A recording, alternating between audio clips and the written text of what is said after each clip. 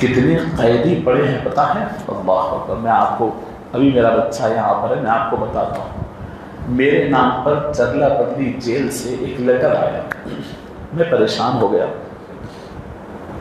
آج سے 8 روز پہلے اس کے اوپر لکھا ہوا ہے، جیل سپرنٹینڈنٹ کی طرف سے لکھا ہوا ہے. پہلے نام لکھا ہوا ہے فرام جیل سپرنٹینڈنٹ ٹو میرا نام. میں پریشان ہو گیا، میرا کوئی رشتہ دار جیل میں نہیں ہے، یہ کیا ہو گیا؟ جب میں کھولا تو وہ بیچارے کو پتہ نہیں میرا نام کیسے معلوم ہے. ایک قیدی ہے اندر، وہ کہتا ہے کہ مل صاحب میں 34 سال سے جیل میں ہوں، 34 ایئرس سے جیل میں، اور میں جیل میں ہوں. میرے پورا خاندان مر گیا، 7 میرے رشتہ دار، میرے ماں باپ بہنیں سب چلے گئے. ایک میرا جو مجھ کو آ کر جیل میں پوچھتا تھا وہ میرا سگا بھائی تھا، اس کا بھی انتقال. مل صاحب میری آخری امید آپ ہے، میں آپ سے کچھ نہیں مانگتا. 7 ٹومس کے پاس مسجد توحید ہے، اس کے بازو کے قبرستان میں میری ماں دفن ہے. اس قبرستان کے ذمہ دار سے آپ بات کرنا، میری ماں کے بازو مجھے لے جا کے آپ دفن کر. میرا نماز جنازہ آپ پڑھنا، میں یہاں آپ کا نام لکھا تھا. میں شہر کے ایک بہت بڑے شخصیت کو لیٹر لکھا تھا، وہاں سے کوئی جواب نہیں آیا. 34 سال سے اندر میں نے کئی لوگوں سے معلوم کیا، پتا چلا کہ 34 سال کسی کی سزا نہیں ہوتی، عمر قید بھی ہوتی ہے تو 14 سال میں ختم. لیکن وہ بیچارے کے کوئی لے جانے والا، کوئی پیروی کرنے والا، کوئی نکالنے والا نہیں، ختم ہو گیا. اور بول رہا کہ مجھ صاحب آخری امید آپ ہے، میرا جنازہ وہاں پڑھنا ہو لے جا کے. میں کبھی نہیں جانتا، نہ اس کو جانتا ہوں نہ اس کا. میں خود پریشان، 34 سال سے ہے تو میرا تعارف کون کروایا، کس نے وہاں جا کے بتایا، پتہ نہیں. آخر میں نوٹ لکھتا ہے کہ مجھ صاحب بیماریوں کا کتا ہوں، اگر ماہانہ 1700-1600 روپے آپ ڈرافٹ جیلر کے نام پہ بھیج دیتے ہیں تو میری یہ آخری عمر دوائیاں کھا کے کچھ ٹھیک ٹھاک گزر سکتی ہے. میں آپ سے پوچھتا ہوں نوجوان، یہ تمہارے شہروں میں ہے یہ جیل، اس میں کتنے لوگ اندر ہیں پتہ بھی ہے؟ اللہ فرماتے ہیں والغارمین وفی الرقاب، گردناں چھڑاؤ، قیدوں سے چھڑاؤ. قیدی ہو گیا تھا ہوگا گناہ، غلطی ہوئی تھی ہوگی. کتنے سال جناب، جوان اندر گیا تھا، بوڑھا ہو گیا، کوئی پیروی کرنے والا نہیں. پھر اللہ فرماتے ہیں والغارمین، قرض کے بعد تلے دبے ہوئے ان کو نکالو. چند دوست مل کر کے ایک کا قرض ادا کر دو.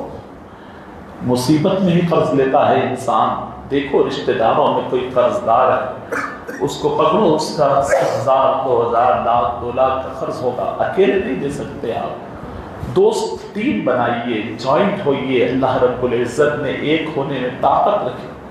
ارے ایک ہو کے بریانی مندی کھانے آتا، ایک ہو کے میچ کھیلنے آتا، ایک ہو کے کسی کی ضرورت تک بھی نہیں. ہماری جوانیاں اس وجہ سے ہی. تو قرض دار ہوں گے پکڑ کر کے ہر 6 مہینے میں ایک کا قرض پکڑو. آپ اس کو نکو دو، ٹھیک ہے، اس کو دینے سے عادت خراب ہوتی ہے. کس کا قرض باقی ہے بلاؤ، اس کو بات کر کے ٹھیک ٹھاک اس کا قرض، اس کی گردن چھڑاؤ، اسے اپنے بچوں کے ساتھ خوش رہنے دو. یہ صدقات، یہ زکوٰۃ کا مد ہے. لے جا کر کے فوٹواں لگا کر کے اب آپ 10-10 کلو کے آٹے کے تھیلے بانٹ رہے ہیں، 25 کلو کے چاول کے تھیلے بانٹ رہے ہیں، وہ یہ بانٹ رہے ہیں. آپ دیکھیے لوگ جو لینے والے ہیں نا، وہ ایک روم بھر گیا ان کا اناج رکھتے رکھتے. ارے بھائی یہ نہیں، آپ طریقے سے بانٹیے. یہ بہت بڑی بات ہے زکوٰۃ. اس کے بعد فرمایا وفی سبیل اللہ، اللہ کے راستے کے کام کرو، اللہ رب العزت کے دین کے فروغ کے کام کرو، اللہ رب العزت کے دین کو آگے بڑھانے کے کام کرو. یہ زکوٰۃ کا کام. بہرحال بات سمجھیں آپ لوگ.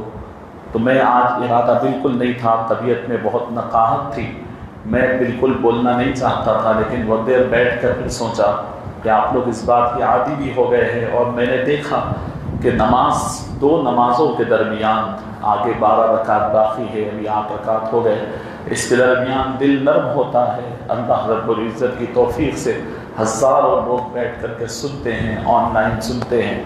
میں اس موقع کو پھر غنیمت سمجھ کر جمعہ کی فضیلت اور پھر یہ چند باتیں آپ کے گوش گزار کیا۔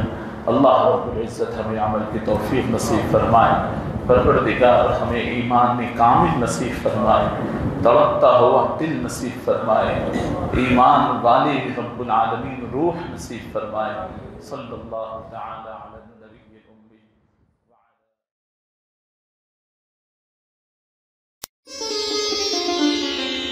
ماہ رمضان کا موسم، ہائے کیا سہانا، وہ سحری کا منظر، تراوی کا پڑھنا، افطار کر کے پستہ ہاؤس جانا، مزیدار اور لاجواب حلیم کے لیے ساری دنیا میں مشہور پستہ ہاؤس، دنیا بھر میں سب سے زیادہ حلیم فروخت کرنے والے، 186 قومی اور بین الاقوامی انعام یافتہ، اب آپ کے اپنے شہر بنگلور میں بھی دستیاب ہے پستہ ہاؤس حلیم۔